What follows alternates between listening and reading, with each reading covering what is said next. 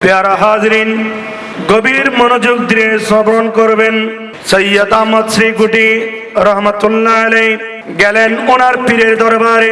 খাজা আবুদুর রহমান চৌরভী যখন গেলেন, দীর্ঘক্ষণ কথাবার্তা হলো। কথাবার্তা হওয়ার পরে খাজা আব্দুর রহমান চৌরভী সৈয়দ আহমদ শ্রীকুটিকে বললেন, ও সৈয়দ আহমদ শ্রীকুটি, তুমি একটু পিছনের দিকে ঘুরে যাও।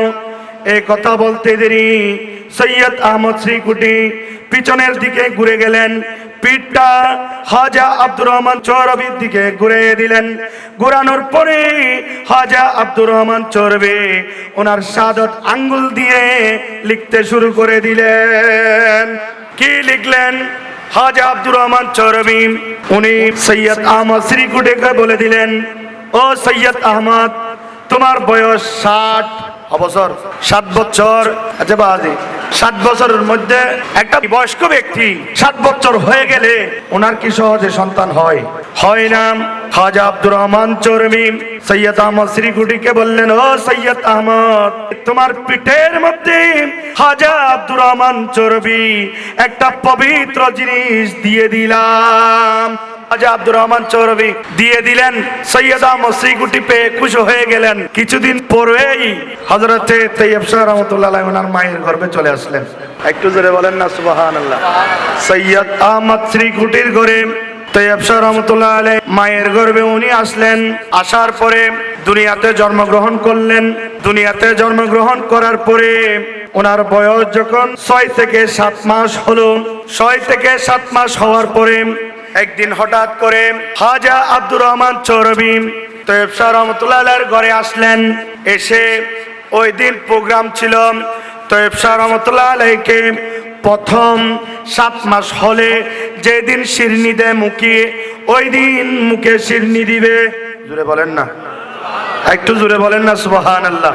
এসেই খাজা আব্দুর রহমান চৌরভী হাফেজ কারি আল্লামা তৈয়ব শাহ রহমাতুল্লাহ আলাইহির মুখে 6 থেকে 7 মাস বয়স শিরনি দেওয়ার জন্য প্রস্তুত।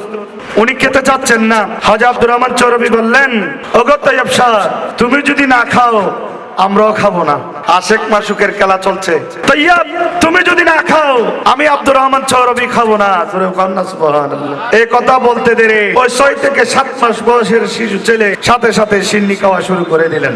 তৈয়ব শাহ কেমন? তৈয়ব শাহ একদিন ওনার আম্মা 2 বছর বয়স, 2 বছর যখন হলো, একদিন খাজা আব্দুর রহমান চৌরভীর দরবারে গেলেন। ওনার পীরের দরবারে যখন গেলেন, স্বাভাবিক আমাদের আপনাদের বাচ্চারা একটু বুদ্ধিমত্তা আসে 1 বছর 2 বছর যখন হয়, তাদের এমন যে আকল নাই যে জনসম্মুখে তারা দুধ খুঁজতে শুরু করে। অনেক সন্তান আছে না, মায়ের থেকে দুধ খাইতে চাই সকলের সামনে। তৈয়ব শাহ রহমাতুল্লাহ আলাইহি একদিন ওনার আম্মা থেকে দুধ পান করতে যাচ্ছেন। কোথায়? খাজা আব্দুর রহমান চৌরভীর দরবারে। খাজা আব্দুর রহমান চৌরভী এটা খেয়াল করলেন, শুধু ডাক দিলেন, তৈয়ব, আজ থেকে তোমার দুধ পান করা বন্ধ। ওই কথা বলতে দেরি খাজা আব্দুর রহমান চৌরভী এদিকে তৈয়ব শাহ রহমাতুল্লাহ আলাইহি ওই দিন থেকে আর দুধ পান করেন নাই। আরো জোরে বলবেন না সুবহানাল্লাহ। একদিন তৈয়ব শাহ রহমাতুল্লাহ আলাইহি জামিয়ার খানকা থেকে, আলিমগীর খানকা থেকে বের হয়ে যাচ্ছেন। সাথে গাড়িতে ছিলেন উস্তাদুল আসাতিজা শাইখুল হাদিস হযরতুল আল্লামা মাওলানা মুফতি ওবায়দুল হক রহিমি রহমাতুল্লাহ আলাইহি। তো ওবায়দুল হক নঈমী রহমাতুল্লাহ আলাইহি গাড়িতে ছিলেন। যখন খানকা থেকে বের হয়ে জামিয়া পর্যন্ত আসলেন, আসার পরে গাড়ির গ্লাস, লুকিং গ্লাস এবং যে গাড়ির দরজার গ্লাস আছে, ওই গ্লাসটা নামিয়ে দিয়ে তৈয়ব শাহ রহমাতুল্লাহ গাড়ি থামিয়ে বলছেন, আসসালামু আলাইকুম ইয়া জামিয়া। জোরে বলবেন না সুবহানাল্লাহ। একটু মহব্বতে বলেন না সুবহানাল্লাহ। এই কথা বলার পরে আল্লামা ওবায়দুল হক নঈমী উনি বলতেছেন, চুপ করে রইলেন। কিছুক্ষণ পরে বলছেন, হুজুর मैं तो नहीं समझा, আপনি সালাম দিয়েছেন আমি বুঝতেছি না ঘটনা কি। একটা প্রাচীর, ইট, সিমেন্ট, কংক্রিট দিয়ে তৈরি একটা প্রাচীর। এই প্রাচীরের মধ্যে কি রয়েছে? এটা একটা প্রাচীর। এখানে লোহার দরজা, এখানে লোহার গ্রিল, এখানে গ্লাস দেয়া, এখানে ইট দিয়ে তৈরি, সিমেন্ট দিয়ে তৈরি একটা প্রাচীর, একটা ঘর। এটা একটা মরা জিনিস। আপনি সালাম দিলেন, ব্যাপারটা তো হুজুর বুঝলাম না।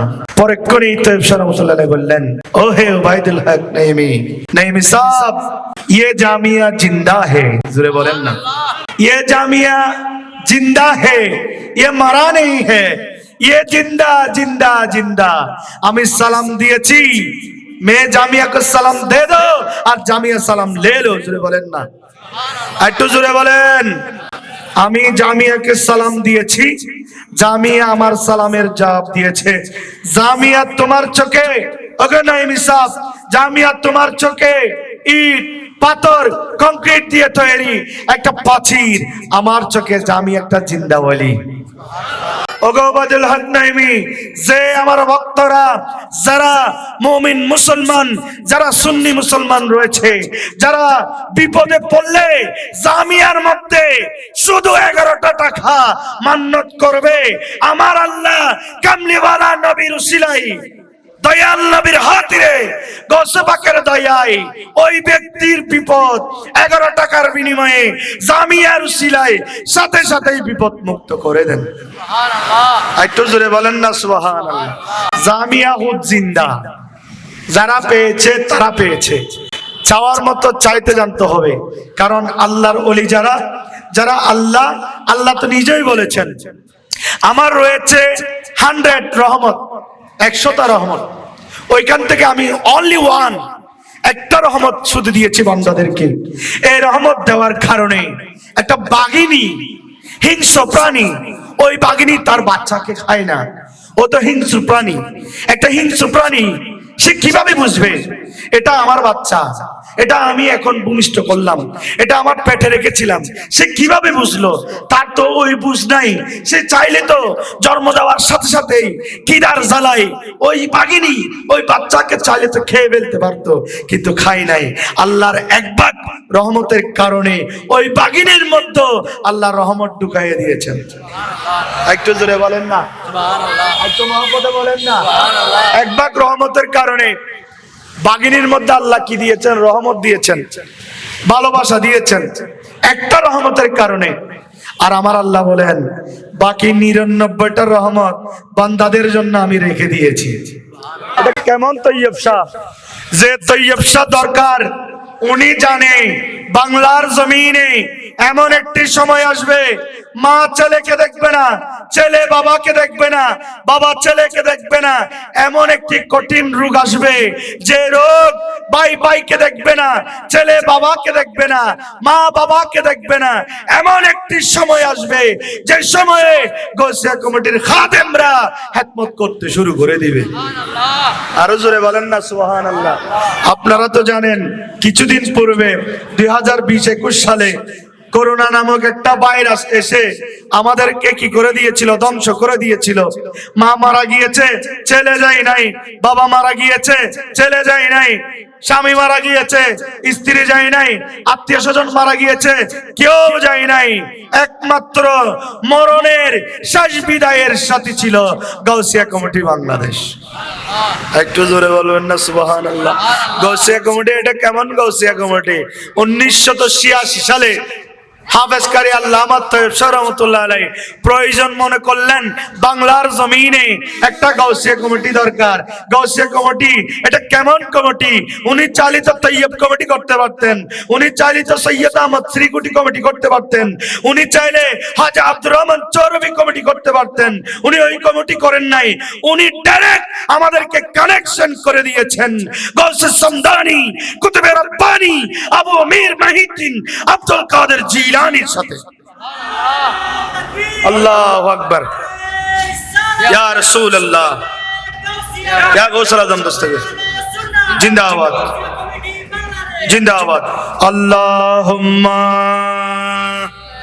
আলা সাইয়্যিদিনা মাওলানা মুহাম্মদ ওয়া আলা আলি সাইয়্যিদিনা মাওলানা মুহাম্মদ। প্যারা হাজরিন, আপনারা এই রাস্তাটা মনে হয় বন্ধ করে দিলে সুন্দর হবে। কারণ আল্লাহ পাক রব্বুল আলামিন রমাদানে শয়তানকে বন্দী করেছেন, নফসের শয়তানকে তো আল্লাহ বন্দী করেন নাই। নফসের শয়তানের সাথে যে বান্দা যুদ্ধ করতে পারবে, যুদ্ধ করে আল্লাহকে খুশি করেছে, আল্লাহ চাইবের আগে তার সাথে দিদার দেয়। জোরে বলেন না সুবহানাল্লাহ। সেজন্য আমি আমার ভাইদের প্রতি অনুরোধ করব, আমার কাকারা বাবারা যারা রয়েছেন এই রাস্তাটা একটু বন্ধ করে দেন, একটু ঘুরে যাক না আজকে, একটু কষ্ট করে আজকে একটু ঘুরে যাক না আমার ভাইয়েরা। মাহফিলের যারা কমিটি রয়েছে ভাইয়েরা, স্বেচ্ছাসেবক ভাইয়েরা, একটু কষ্ট করে রাস্তাটা একটু ব্লক করে দেন, একটু ঘুরাইয়ে দেন, একটু কষ্ট করে আজকে ঘুরে যাক। কারণ এটা হচ্ছে এই মাহফিল, এটা কামলিওয়ালা নবীর মাহফিল। জোরে বলেন সুবহানাল্লাহ। যদিও আপনারা সংখ্যায় বোঝা যাচ্ছে কম, আমার আল্লাহ এরকম যখন নবীর মাহফিল হয়, ওনার দয়াল নবীর যখন মাহফিল হয়, আল্লাহ ফেরেশতাদেরকে ডেকে বলে, ওই আমার ফেরেশতারা, জমিনের মধ্যে আমার নবীর, কামলিওয়ালা নবী, মদিনাওয়ালা নবী, আমার বন্ধুর মাহফিল চলছে, তোমরা একটু কষ্ট করে ওই মাহফিলে গিয়ে উপস্থিত হও। मैं तो बीमार नबी हूँ। MBN TV একটি ইসলামিক ইউটিউব চ্যানেল।